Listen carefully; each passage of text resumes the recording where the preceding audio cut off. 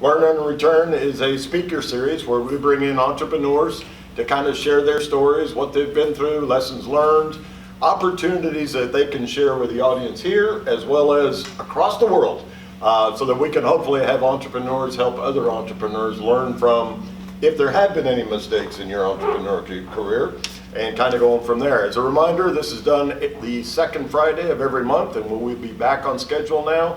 Also, the fourth Wednesday of every month, we do Invest Local. We try to connect local investors in with local entrepreneurs, and also provide, we're going to change that up a little bit, where we're going to be providing a little bit more of an educational component on those Wednesdays, talking about some things that we believe entrepreneurs are needing and wanting. But with us today, we have the folks from 811, what do you guys call it? 811 Restaurant, 811 Wine Bar. 811 Wine Bar, very good. So today with us, we have Derek Simms and Clark Knoblock, along with your wives, which we can't forget that, are the owners of 811. So why don't you guys each kick us off, introduce yourselves, and just tell us a little bit about what 811 Wine Bar is all about, and then we'll kind of go into more of the story behind 811. Okay, I'm Clark Knoblock. My wife is Jessica Knoblock. Derek and I actually went to college together, and we've been best friends for about 20 years now. So we went to college together in California, born and raised in California.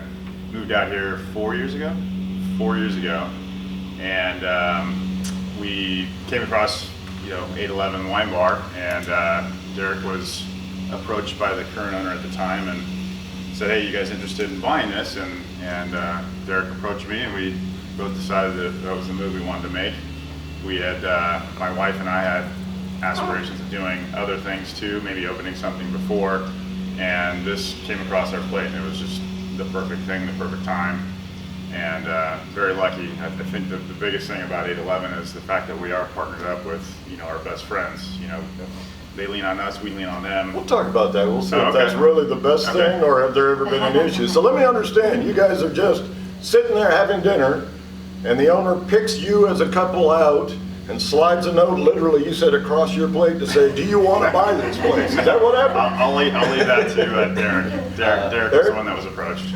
We were looking to open something next door, and when we started going through the city process of converting the kitchen that was next door with the grease trap and all the permits it needed, it started to get a little costly, and so we got a little birdie that told us that they were selling next door. So this was already turnkey solution. Already had a kitchen, already had the grease trap, already had the city permits, the occupancy certificate, and we went over there, and 12 days later we owned it. So it was a very quick. It was already in the works for purchase, so we had to get after it or not get after it. Now, we were visiting a little bit beforehand. It actually was a little bit more than that. You guys had done your research on this place, were there with other family members, and this 12-day purchase came as a little bit of a surprise to some of them? Well, Frisco is probably the most affluent, underdeveloped city in the whole United States. We all know that Frisco is the fastest moving. That's why we moved here. We moved from California. We're the fastest paced place.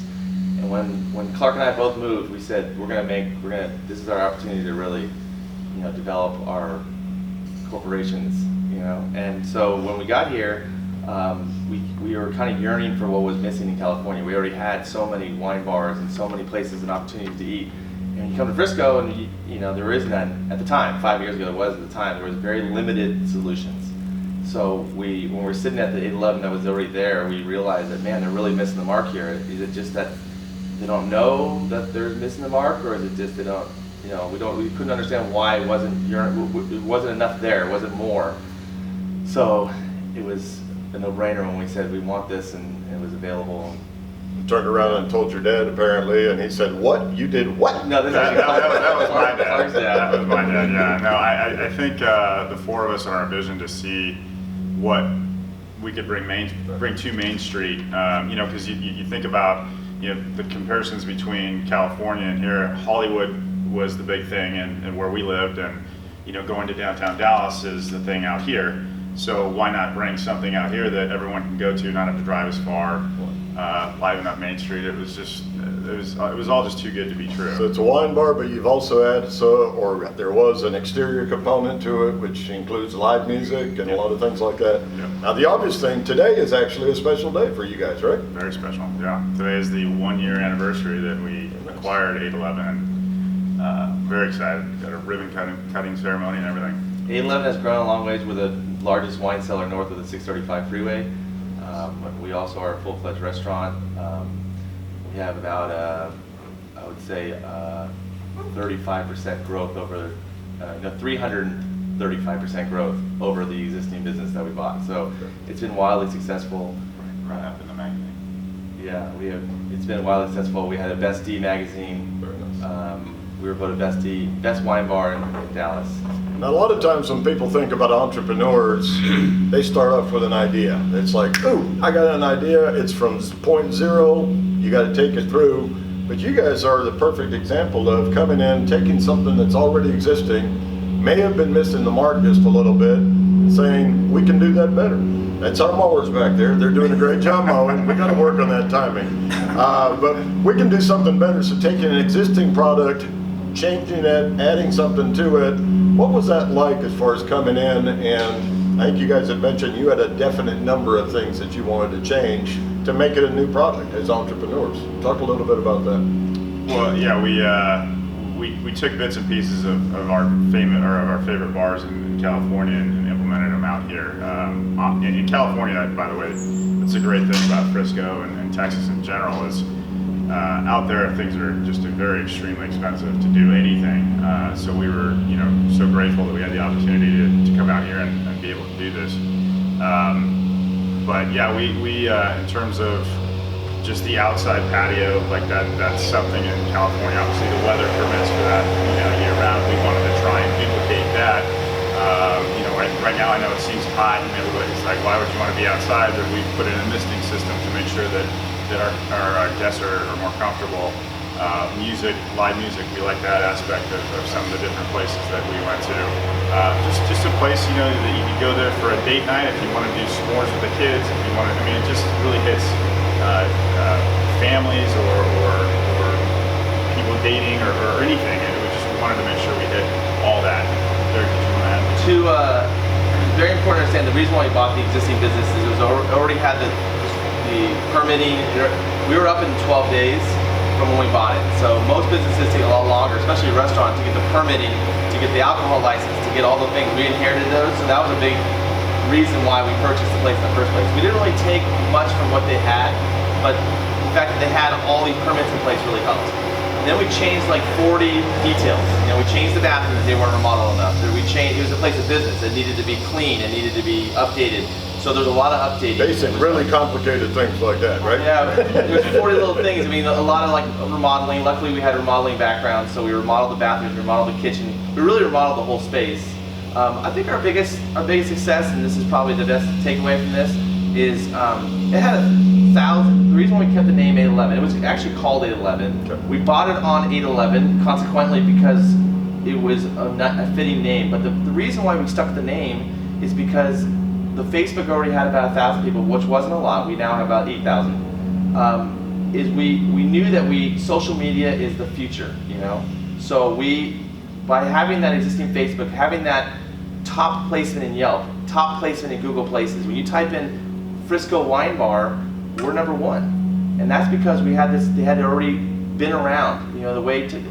I come from a technology background, and you have to embrace technology. You have to embrace Google. You have to embrace natural search results. You have to embrace Facebook. You have to embrace text messaging, which is another company I own. You have to really embrace those things. So one of the things that we like to try to get out of that, and you touched on that, is everybody being able to take one nugget away from here, one lesson. What I'm hearing you saying is when you come in as an entrepreneur and buy an existing business, an existing product, you're not just buying those physical assets, you're also buying the reputation, good or bad. You're buying the branding that's already been established and things like that, and those are things that you need to take into account when you're looking at purchasing something and taking it over. So this time you took advantage of the positives, worked on the negatives, and you've got a great product now going forward. Correct, yes. So 20 years together? 20 years. We're not going to go back. We don't want to know necessarily today Yeah, about the college stories and all that. I don't know But if I want that on film either. Those are the best stories. I don't know, we'll talk about that tonight. So everybody There's tonight, another video out there. we don't 3:30, have. 8:11 tonight, we'll hear those stories. But Come to 11, you'll hear those stories. But you guys are together 20 years, two different couples, families, move out here together. You guys basically are a family.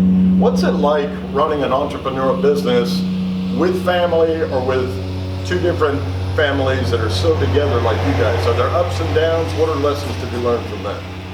I think it's fantastic. I mean, I don't think, I know for a fact we couldn't have done it without them, and I'm pretty sure I could say they couldn't have done it without us. There's just every one of us, the four of us, Jessica and Cherie, we all have our special parts in the business. We all build off each other. You know, Jess is great at marketing. Cherie is also great at marketing. She does a lot of the back end stuff that nobody ever sees.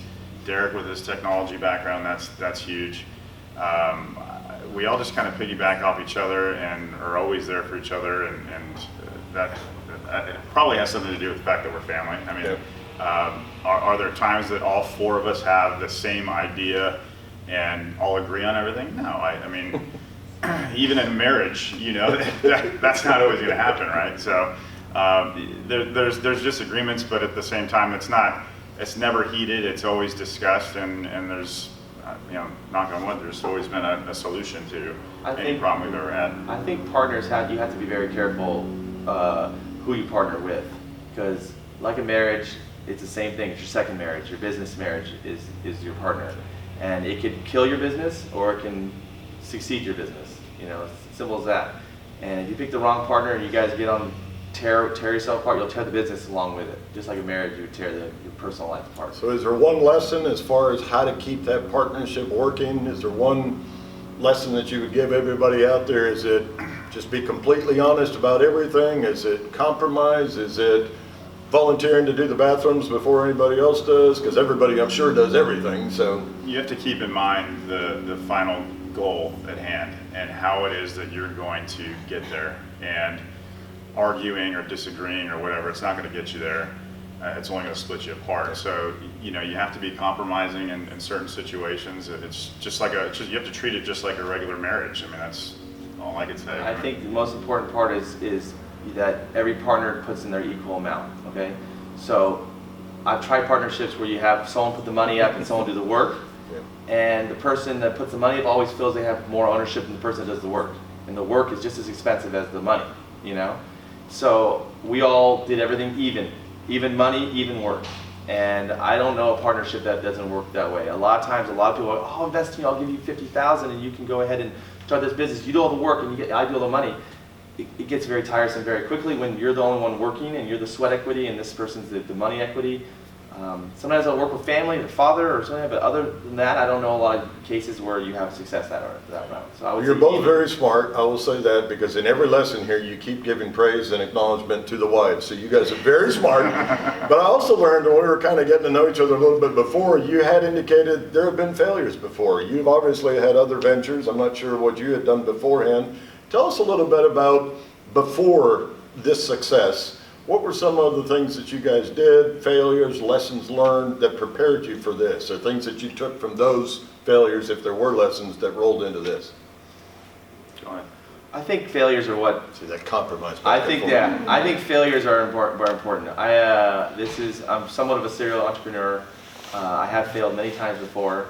I think the biggest failure could be the lack of expectation. When you want to start a business, you think you're going to make money. And it took almost 8 to 9 months for us to make money at 8-11. We reinvested every dollar.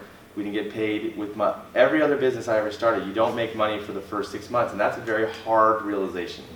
You cannot, I don't know anybody that can make money instantly. You can take the money, but then you're not investing the money back in again.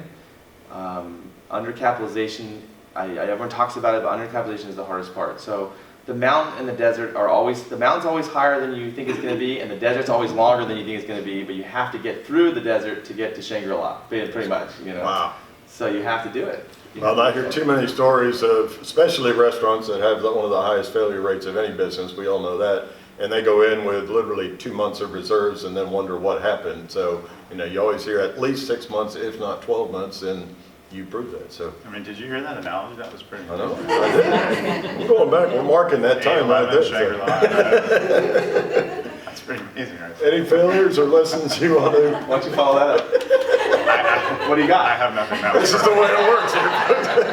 That was perfect. Shangri-La, we're done. Okay. You just said Shangri-La. How do I top that? No, he's right. I mean, that's I haven't started any businesses before this, and yeah, you learn from the failures, because we've had some failures here and there, not catastrophic failures, but I'll piggyback off what he said. In terms of not paying yourself, you got to spend money to make money, and in order to make 811 what we have, we're still putting loads of money into it to make sure that it's the best possible experience. I mean, we're not even close to where we want to have it. So yeah, he's got it right there, and I still have no catchy line or anything right now. I'm in awe of that Shangri-La thing. Well, there's 3 or 4 nuggets there. Reinvest, Shangri-La, the other ones before that, but we're going to open it up here. If you guys are willing, I've given you the easy questions. We got some in the crowd here. Do we have any tough questions? Always.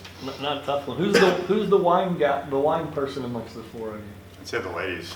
The ladies. Yeah, the ladies. They do all the wine tastings and get our menu to where it is, and they know just about all there is to know.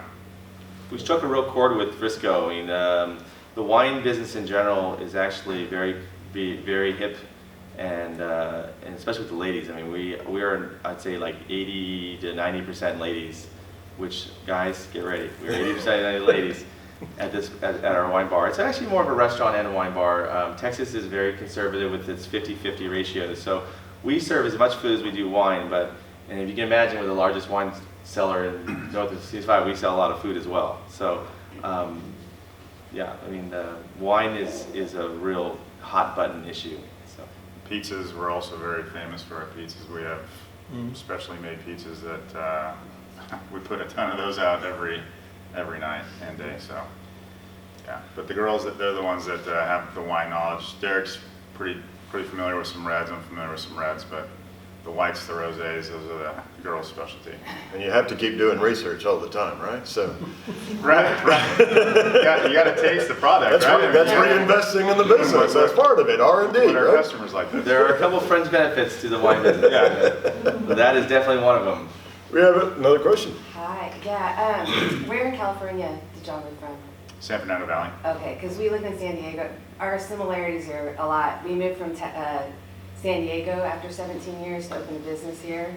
It's called Jungle Joe's. It's a cafe where kids can play. Oh, And our biggest challenge, I could talk to you guys and ask you a million questions, but I think our biggest challenge has been finding employees that are, they're trainable, but if you go and then you have a talk with them or whatever, they seem to just quit. Like, we can't keep anybody that's good. So have y'all found that to be a problem as well, or? Yes and no. Okay. Yes and no. I mean, Maybe it's my management style. we've had a bunch that have been there the full year with us. We did hire some high school kids as well. They're moved on to college, so we've had some turnover there. And yeah, there's been some employees that we had who were just personality conflicts and what have you, just didn't fit our business model. Any advice you could give me, like, what you think I'm just trying to figure that. We have a much smaller staff. We only have like 5 or 6 employees, but the younger ones seem to just be like, okay, I don't really know. And that's just that trust. When you think of younger individuals, you got to think of maturity. Yeah. What's their goal probably isn't going to be to work at a wine bar or work at a coffee bar, so you got to know that that's something that you're going to have to deal with. But those that are maybe a little bit older that are definitely needing a job and are willing to work hard to keep that job, potentially look for those folks. So what I'm hearing is, along with the investing back into the company, once again, from a physical asset, your labor, that's a major investment decision as well. Do you go with the short-term, more inexperienced younger, or do you invest at the higher level that probably is a little bit more expensive, but maybe you don't have that turnover and you've got that longer tenure? We have 63 employees that we work through, so it's we're now down to At about one 50. time. No, we have 53 now. We had 63 on the payroll, 53 now. So we do have a lot of staff at 811. I think the biggest thing is really incentivizing them, and also we have a Facebook staff page that we communicate with them. It's like anything, when you have a sports team and you're not really into it, you don't really want to watch, right? But if you really know the players, if you understand the game, you do.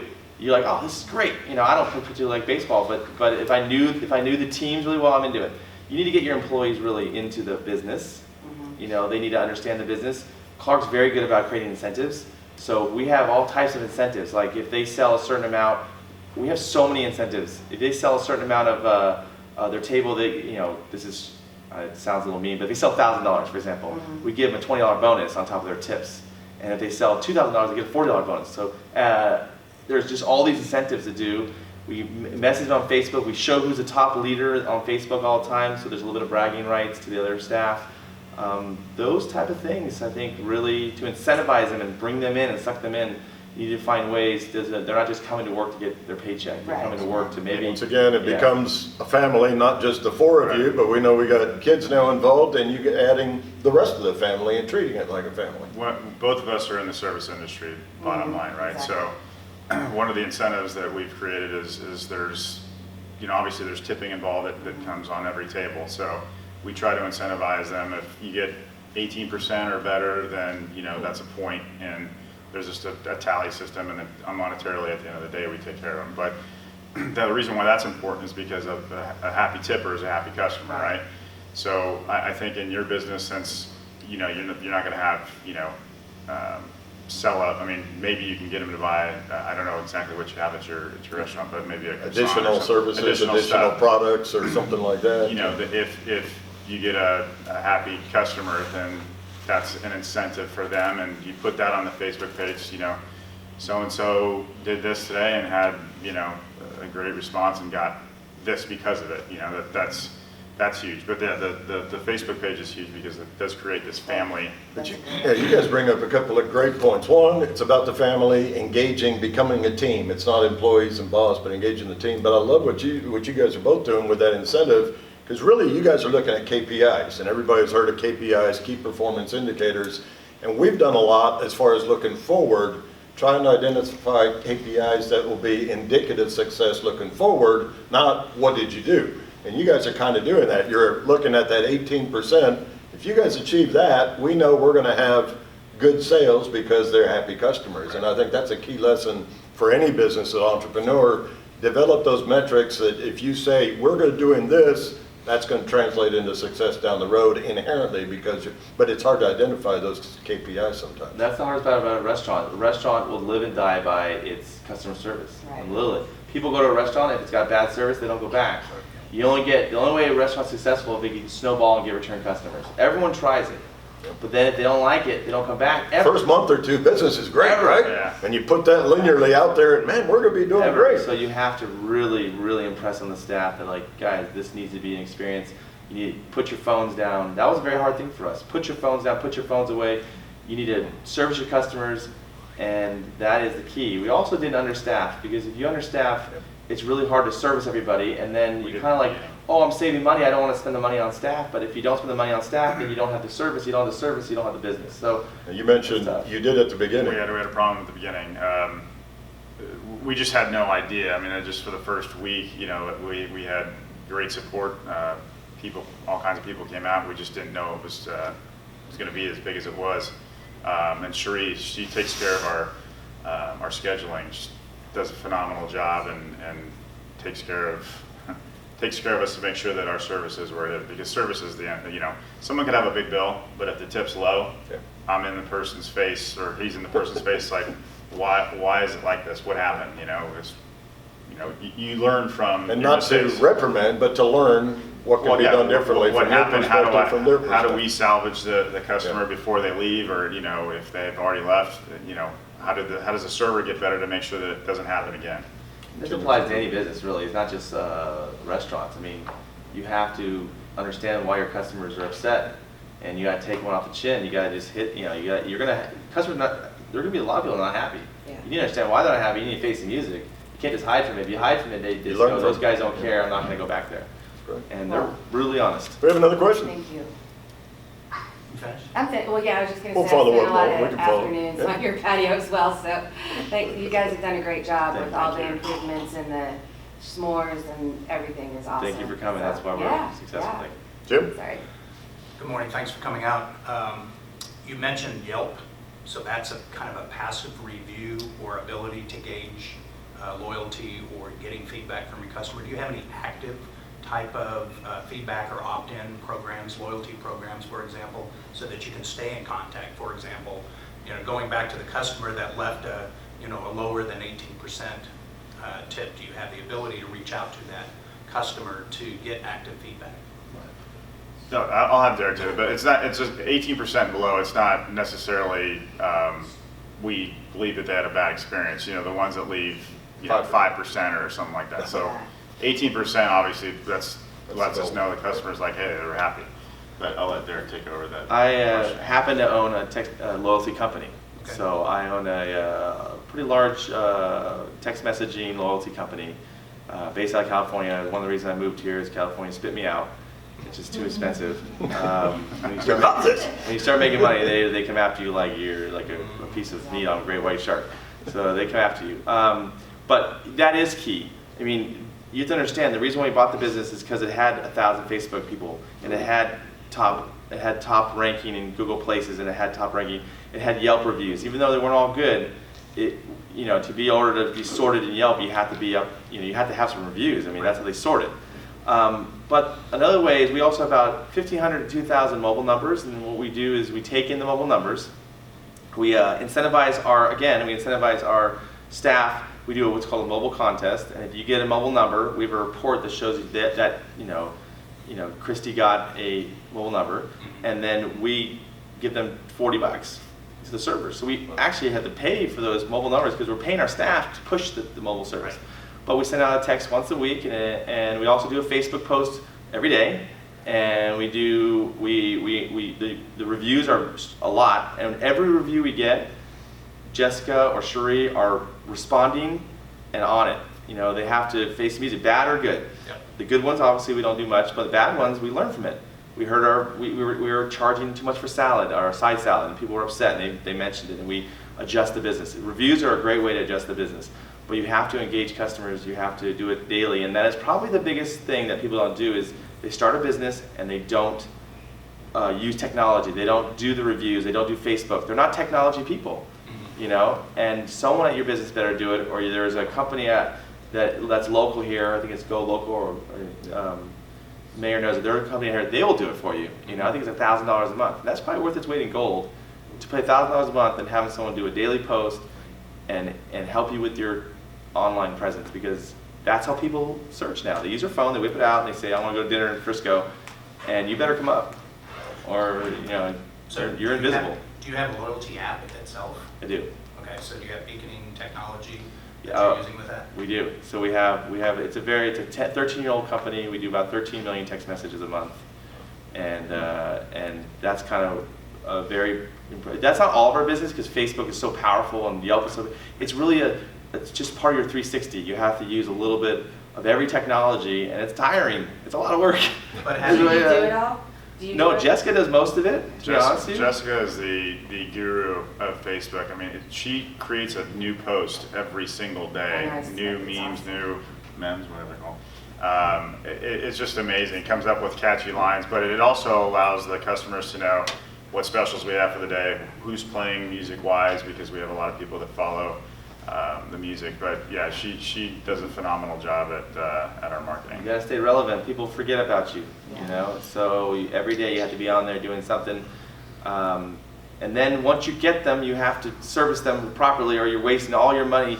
The left and the right hand. If you don't, if you don't market, you don't even get to service them. But once you service them, I think the big difference between the previous owners and us is when they got there, and I think people have been there before. They go, what's going on in this place? I don't understand. And really, because they got them there, you open a brand new store, you're going to get everybody in Frisco is going to visit you one time to get them to come back. And if you don't get them to come back, you're not going to, that's it. It's as simple as that. If you need to get return customers or you're not going to ever succeed. Well, we covered a lot of nuggets here today. We covered use of technology, which disappointed me because I thought it was all just great service, good food, and then you threw technology in there. But technology, reinvesting in your business, your product and stuff like that. It is about the family and teamwork and getting them engaged, picking good partners. But as we kind of close out here, and if you guys can wait around, we'll have some folks visit. Is there one lesson that you would take? Let's go back to the college days. Is there one thing that you learned in college that has really translated through over the last 20 years that is actually a part of your entrepreneur efforts today? Or maybe we'll have each of you ask of the other one what lesson you guys took. But I'll go first so you can finish. All right, sure. I think college is a great, it's important to go to college for one thing. I was 7 years in college, so it was very hard for me to get out.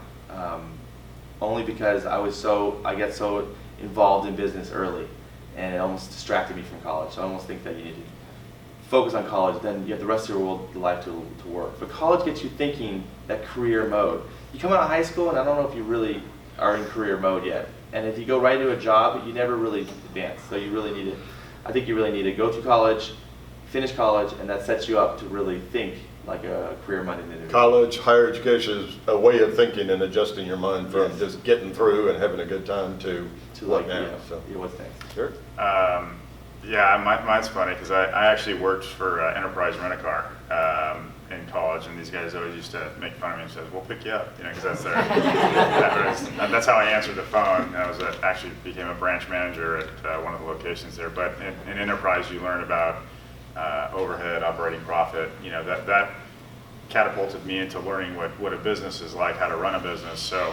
And Derek got the taste of that, obviously, by owning his companies. But yeah, that was probably my biggest thing, and just knowing people, knowing how to read people. It's and the girls are great at that. They walk around our business and can spot a potentially unhappy customer like that. And don't fear conflict. Don't be scared to. If you know somebody's upset, don't be scared to go talk to them, because they won't come back if you don't. Yeah, that's great. Well, I know that the folks here have a lot more questions. I've got a lot of questions and things I want to visit with you guys about. Today at 3:30, there will be a ribbon cutting as you celebrate the 1 year of you guys taking over 811 on 811. And then obviously there'll be more time after the ribbon cutting and good times there. So we want to thank you guys for coming out. Thank everybody in the audience. Remember, the second Friday, we will have Learn, Earn, and Return, where we learn from other entrepreneurs. You can learn from these guys, once again, at 8:11. And then the fourth Wednesday of every month, we'll have Invest Local, where we've got a new educational component to it. Probably if anybody knows about intellectual property or has questions about that, might want to be here the fourth Wednesday of this month. So with that, we're going to cut things off here and invite everybody to come up and visit. Thank you guys so much. One closing point. One last thing. From the bottom of our family's hearts, we're so grateful to the Frisco community for making us what we are today. So we appreciate it. Come out and have a good time. And with that, that's a wrap. Thank you guys. Thank you.